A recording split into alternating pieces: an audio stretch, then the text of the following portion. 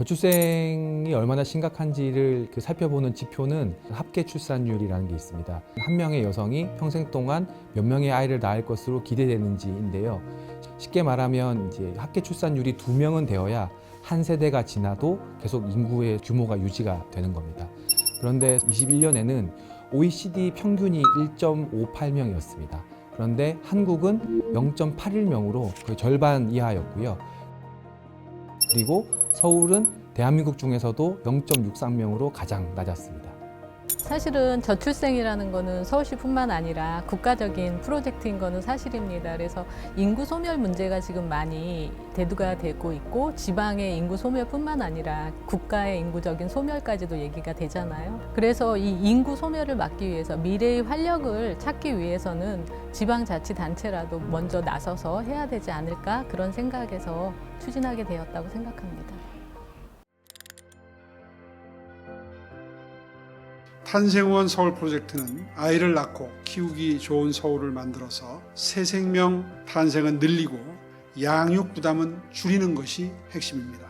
사실 서울시의 저출생 정책인 탄생원 서울 프로젝트는 2022년 8월에 엄마 아빠 행복 프로젝트로 시작을 했어요. 양육자들이 이렇게 양육에 대한 부담도 굉장히 컸고 사회적으로 양육자들에 대해서 비하하는 발언들까지 나오고 노키즈존 뭐 이런 것들이 사회적인 분위기가 만연해서 저출생 극복에 어떤 해결의 기미가 보이지 않는 그런 상황이었습니다. 그래서 서울시에서는 양육자들의 부담을 줄이고 행복을 누려주겠다 이런 취지로 엄마 아빠 행복 프로젝트라는 지자체 최초로 양육자 중심의 그런 종합 계획을 추진하게 됐고요.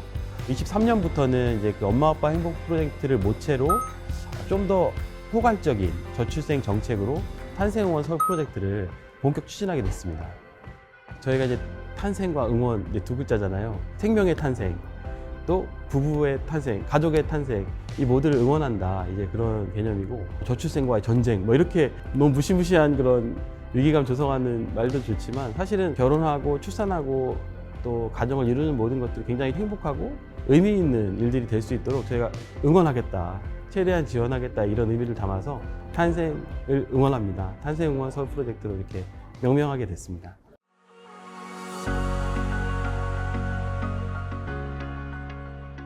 가장 대표적으로 말씀드릴 수 있는 게 서울 양육자 서베이입니다.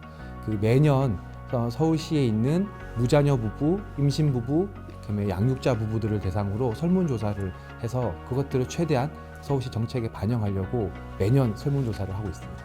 다른 위원회보다 좀 더 많이 활동을 한 것 같고요. 특히 회의할 때마다 다양한 정책과 아젠다를 주셨기 때문에 그럴 때마다 이제 서울시 계신 탄생응원 관련 담당자분들께서 많은 고민도 하셨고 동시에 실천하고자 하는 노력들이 있으셨지 않나 싶습니다. 서울 엄마 아빠 택시는 엄마 아빠 행복 프로젝트 중에 한 사업이고요. 대상은 서울시 거주하는 24개월 이하의 영아 양육 가정에 아가랑 외출을 할 때 유아차 등 짐이 엄청 많잖아요. 그래서 한번 나가면 너무 힘들어요.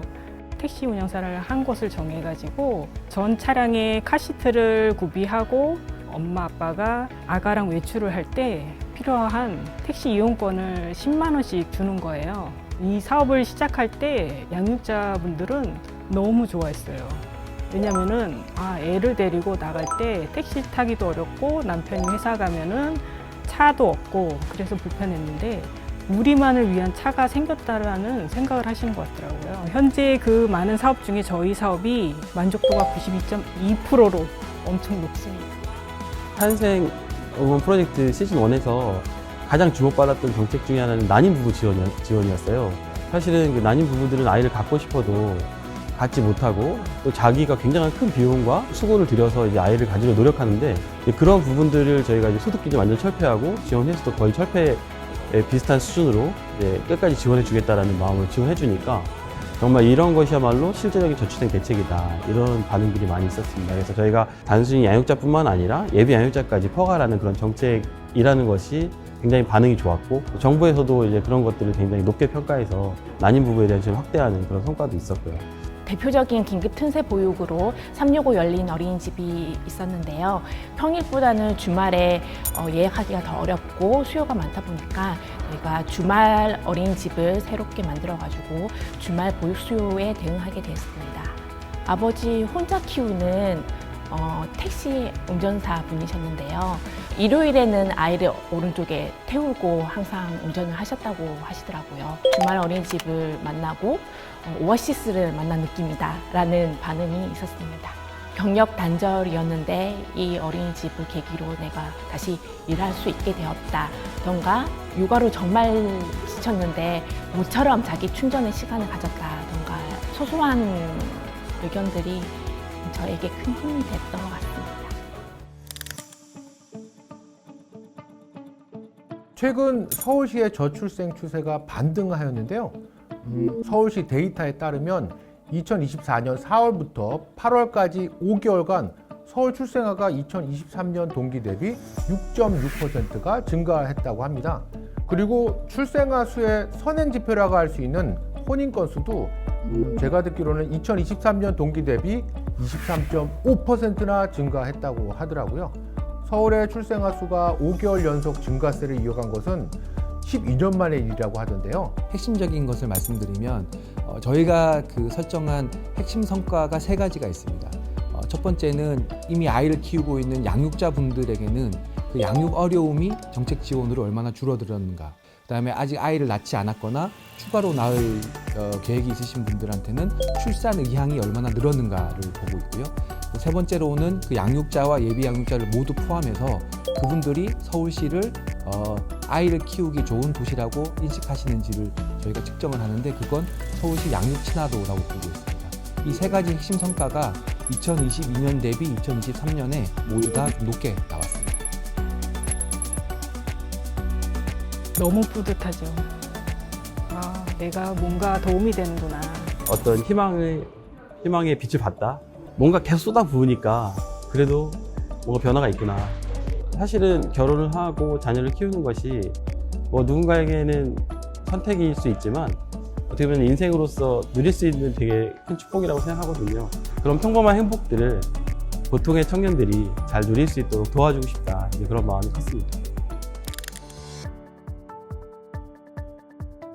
시즌 1에 대비해서는 지원 대상이나 사업 개수나 예산이나 모든 게 다 확 늘어났습니다. 87개 사업을 진행을 하고 있고요. 총 예산은 한 6조 7천억 정도입니다. 2년간. 사실은 시즌 1에서 성공적으로 안착됐던 사업들은 조금 더 발전시키고 좀 잘할 수 있게 사각지대를 많이 발굴했습니다. 대표적인 게 미리 내 집이라고 해서 장기 전세 주택에 들어가실 수 있는 그런 사업을 하는 거고요. 저희 부서에서는 출산한 무주택 가구 대상으로 해서 2년간 매월 30만 원을 지원하는 그런 사업을 추진하고 있습니다. 시즌 1에서 굉장히 호응이 좋았던 키즈 카페 사업을 지속적으로 확대하는 사업을 하고 있고요. 저처럼 소상공인이라든가 1인 자영업자, 중소기업들 대상으로 해서 출산 양육을 장려하기 위한 지원금 정책을 하고 있습니다.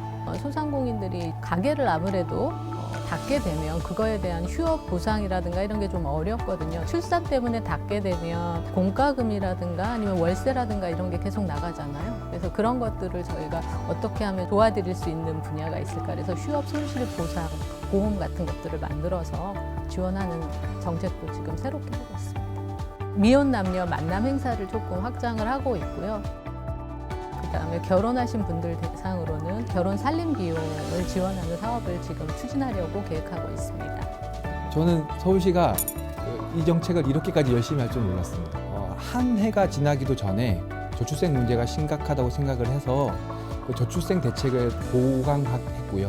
그다음에 또 1년이 지나기 전에 또 그다음 추가 정책이 붙고 해서 지금 4번째까지 왔습니다. 보통은 정책을 줄이거나 이게 좀 덜하기 마련인데 이렇게 새로운 정책을 계속 덧붙여서 이 정책을 키워나갈 거라고 생각을 못했고 그래서 저는 이런 새로운 시도들이 좀 의미 있는 성과를 냈으면 좋겠다라고 생각을 하고요. 더 나아가서는 지금 좀 좋은 성과를 내고 있다고 확인되는 양육 어려움 경감, 출산 의향 제고, 양육 친화도 향상이 같이 계속 이루어지기를 기대합니다. 사실 출생률이라는 건요 성적표라고 그러잖아요. 여러 과목들이 이제 성적을 매겨서 최종적으로 나온 성적표입니다.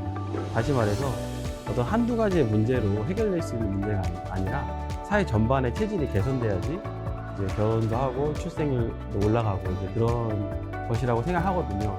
궁극적으로 바라는 거는 정말로 이렇게 자녀를 키우고 결혼을 하고 하는 이런 평범한 일상 행복들이 이게 정말 행복한 거다. 그리고 할만한 거다. 사실은 많은 사람들이 자녀를 키우는데 뭐 경제적인 부담이나 비용들 많이 얘기하는데 그런 것 이상의 가치가 있는 일이다라는 생각들이 좀 더 많이 확산돼서 계속해서 출생률이 제고할 수 있는 그런 사회적 분위기가 형성됐으면 좋겠습니다.